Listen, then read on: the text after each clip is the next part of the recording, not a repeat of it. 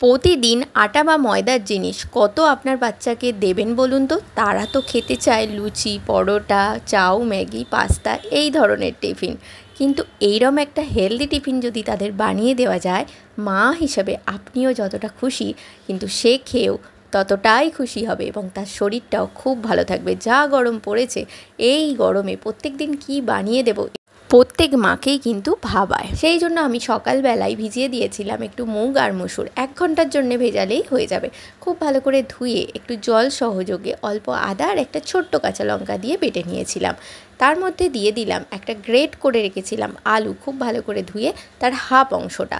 তার মধ্যে দিলাম ছোট ছোট করে কাটা পেঁয়াজ আর অল্প পরিমাণ নুন দিয়ে খুব ভালো করে মিশিয়ে একটা ফ্রাই প্যানে অল্প তেল দিয়েছি। আমি এখানে সর্ষের তেল ইউজ করেছি, আপনারা সাদা তেল অথবা বাটার যে কোনো একটা ইউজ করতে পারেন।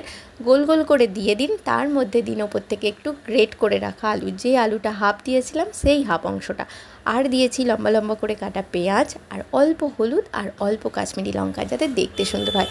কতটা সুন্দর হয়েছে বলুন তো দেখতে? এরম টিফিন যদি তারা দেখে খুদেরা, তাহলে তারাও কিন্তু খুব খুশি হবে, খেতেও খুব ভালো হবে।